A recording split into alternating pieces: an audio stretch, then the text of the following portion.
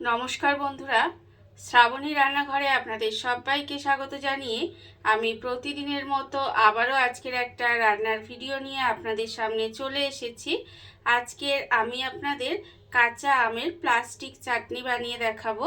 আশা করি আপনাদের ভালো লাগবে। তার জন্য আমার পুরো ভিডিওটা আপনাদের দেখতে হবে। আর দেখা শুরু করার আগে একটা লাইক দেবেন, ভিডিওটা সম্পূর্ণ দেখে সুন্দর একটা কমেন্ট করবেন আর শেয়ার করতে ভুলবেন না। তাহলে চলুন আজকের আমি এই কাঁচা আমের প্লাস্টিক চাটনিটা কিভাবে বানাচ্ছি সেটা আপনারা একবার দেখে নিন। রান্নাটা করার জন্য প্রথমে আমি এখানে দেখুন কাঁচা আম নিয়ে নিয়েছি।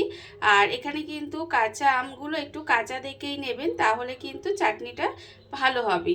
এইবারে দেখুন এই আমগুলোকে প্রথমে আমি খোসা ছাড়িয়ে তারপরে কিন্তু এগুলোকে সরু সরু করে কেটে নিয়ে তারপরে আবারও আপনাদের সামনে ফেরত আসছি। আমটা আমি এখানে দেখুন পাতলা পাতলা করে খোসাটা প্রথমে ছাড়িয়ে নিয়েছি, তারপরে কিন্তু একেবারে যতটা পাতলা করা সম্ভব ততটা কিন্তু পাতলা পাতলা করে কেটে নিয়েছি। আর এইভাবেই কিন্তু আমটাকে কেটে নিতে হবে। দেখুন একদম পাতলা পাতলা করে আমগুলোকে কেটে নিয়েছি। আর তারপরে কিন্তু আমটাকে একটু ধুয়ে নিয়েছি, ধুয়ে নিয়ে তারপরে আবারও আপনাদের সামনে এসেছি। এইবারে দেখুন আমগুলো এখানে রেখে দিয়েছি। আর অন্যদিকে আমি গ্যাসটা অন করে একটা কড়া বসিয়ে দিয়েছি। এইবার আমি কড়ার মধ্যে দিয়ে দেব সর্ষের তেল। এখানে কিন্তু কড়ার মধ্যে অল্প পরিমাণে একটু সর্ষের তেল দিয়ে দিলাম, দিয়ে তেলটাকে একটু গরম হতে দেব। তেলটা কিন্তু প্রথমে খুব ভালোভাবে একটু গরম করে নিতে হবে। তেলটা আমার এখানে গরম হয়ে গেছে, তেলটা আমি এখানে খুব ভালোভাবে গরম করে নিয়েছি। এইবারে আমি তেলের মধ্যে দিয়ে দিচ্ছি প্রথমে একটা শুকনো লঙ্কা। এখানে আমি একটা শুকনো লঙ্কা দিয়ে দিলাম। শুকনো লঙ্কা দিয়ে শুকনো লঙ্কাটা প্রথমে ভেজে নেব। আজকের আমি যেভাবে প্লাস্টিক চাটনিটা আমের বানাচ্ছি সেইভাবে একবার হলেও বানিয়ে দেখবেন। এই যে প্রচণ্ড গরমে কিন্তু এই সময় দেখবেন একটু চাটনি খেতে সবারই ভালো লাগে। এইভাবে আপনারা যে কোনো একদিন বাড়িতে বানিয়ে দেখবেন, আশা করি আপনাদের ভীষণ ভীষণ ভালো লাগবে। গরমের দিনে শেষ পাতে যদি এরকম একটা চাটনি থাকে তাহলে আমার মনে হয় খুবই ভালো লাগবে সবার। দেখুন আমি কিন্তু এখানে শুকনো লঙ্কাটা একটু ভেজে নিয়ে তারপরে আপনাদের সাথে কথা বলতে বলতে এর মধ্যে একটু পাঁচফোড়নও দিয়ে দিয়েছিলাম। পাঁচফোড়ন দিয়ে পাঁচফোড়নটা একটু নেড়েচেড়ে ভেজে নিয়েছি। এইবারে আমি এর মধ্যে দিয়ে দিলাম আমগুলো।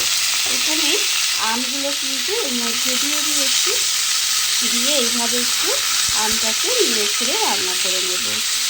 প্রথমে কিন্তু আমটা এইভাবে দিয়ে একটু এইভাবে নেড়েচেড়ে রান্না করে নিতে হবে। আমটা দিয়ে আমি কিন্তু এখানে 5 মিনিট মতো এইভাবে একটু নাড়াচাড়া করে রান্না করে নিয়েছি। এইবারে দেখুন আমি এর মধ্যে দিয়ে দেব প্রথমে নুন। এখানে আন্দাজ মতো নুন দিয়ে দেব। আর দেব আমি এখানে খুব সামান্য একটু হলুদের গুঁড়ো। অল্প একটু হলুদের গুঁড়ো দিয়ে দিলাম। দিয়ে এবার এটাকে আবারও কিন্তু এইভাবে একটু 1 মিনিট মতো নেড়েচেড়ে রান্না করে নেব। ভীষণই সহজ আর খেতে তো অপূর্ব লাগে। এইভাবে কিন্তু আপনারাও আবারও বলছি বানিয়ে খেয়ে দেখবেন, আপনাদেরও ভীষণ ভালো লাগবে। আমি কিন্তু এইভাবে একটু সময় এটাকে জাস্ট নুন হলুদটা এইভাবে মিশিয়ে রান্না করে নেব। নুন আর হলুদটা দিয়ে আমি একটু সময় এইভাবে মিশিয়ে নিয়েছি। এইবারে আমি এর মধ্যে দিয়ে দেব দেখুন জল।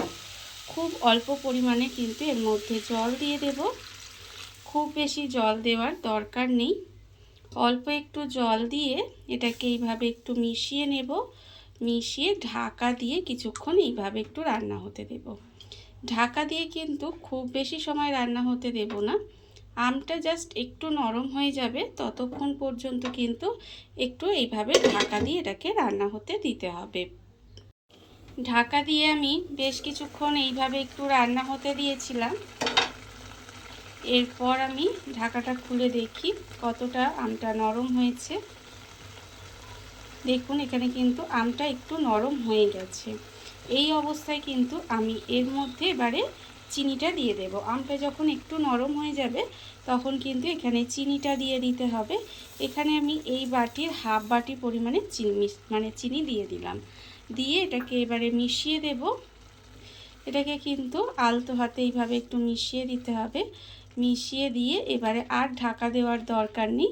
এই অবস্থায় কিন্তু আমি এটাকে আরও কিছুক্ষণ এইভাবে রান্না হতে দেব। এইভাবে কিন্তু আরও কিছুক্ষণ, মানে চিনিটা গলে শিরাটা একটু ঘন হবে ততক্ষণ পর্যন্ত কিন্তু এইভাবে আরও কিছুক্ষণ রান্না করে নিতে হবে। আর এটা ঢাকা দেওয়ার দরকার নেই। আমি তো প্রথমেই বলেছিলাম যে খুব সহজে খুব তাড়াতাড়ি হয়ে যায়, আর খেতে কিন্তু ভীষণই সুন্দর লাগে। দেখুন এবারে এটাকে চিনিটা আস্তে আস্তে মিশে যাচ্ছে, মিশে গিয়ে একটু পাতলা হয়ে যাবে। ততক্ষণ পর্যন্ত কিন্তু এইভাবে আরেকটু রান্না করে করে ঘন করে নেব। কতটা ঘন করব সেটা আমি আপনাদের পরে দেখাচ্ছি। চিনিটা দিয়ে কিন্তু মিশিয়ে আমি বেশ কিছুক্ষণ এইভাবে একটু রান্না হতে দিয়েছিলাম। এর ফলে দেখুন আমি কিন্তু আমটাকে আর নেড়ে দিইনি, মানে নাড়াচাড়া করলে আমটা ঘেটে যাবে, সেই জন্য আমটাকে না নেড়ে দিয়ে এইভাবে গ্যাসটাকে লোতে দিয়ে বেশ কিছুক্ষণ রেখে দিয়েছিলাম। এর ফলে দেখুন এখানে কিন্তু চিনির রসটা অনেকটাই ঘন হয়ে গেছে। এইরকমই কিন্তু এটা হবে। চিনির রসটা দেখতেই পাচ্ছেন, চিনির যে শিরাটা সেটা কিন্তু অনেকটাই ঘন হয়ে গেছে, আর এরকমই কিন্তু এটা হয়। এইবারে দেখুন এই যে এর যে ঘনত্বটা আছে আমার কিন্তু এখানে এই চাটনিটা রেডি হয়ে গেছে। তার কারণ হচ্ছে ঠান্ডা হলে কিন্তু এটা আর একটু জমাট বেঁধে যাবে, মানে ঘন হয়ে যাবে। সেই জন্য কিন্তু এই অবস্থাতেই আমি এটা নামিয়ে ফেলবো। এখানে কিন্তু আমার কাঁচা আমের প্লাস্টিক চাটনি রেডি হয়ে গেছে। আপনারা দেখতেই পেলেন কতটা সহজেই হয়ে গেল। এইবার আমি গ্যাসটা অফ করে দেব, তারপরে আপনাদের পরিবেশন করে দেখাবো ঠিক কেমন হলো। দেখুন বন্ধুরা, বাড়িতে থাকা কত অল্প উপকরণে কত অল্প সময় কত সুন্দর একটা কাঁচা আমের প্লাস্টিক চাটনি তৈরি হয়ে গেছে, আপনারা দেখতেই পেলেন। আর এটা কিন্তু খেতে ভীষণ সুন্দর হয়। এইভাবে কিন্তু এই গরমে কাঁচা আম থাকতে থাকতে আপনারাও যে কোনো একদিন বাড়িতে বানিয়ে দেখতে পারেন। আর এই ভিডিওটা যদি আপনাদের ভালো লেগে থাকে আপনারা আমার চ্যানেলটা সাবস্ক্রাইব করে এইভাবে আমার পাশে থেকে যেতে পারেন।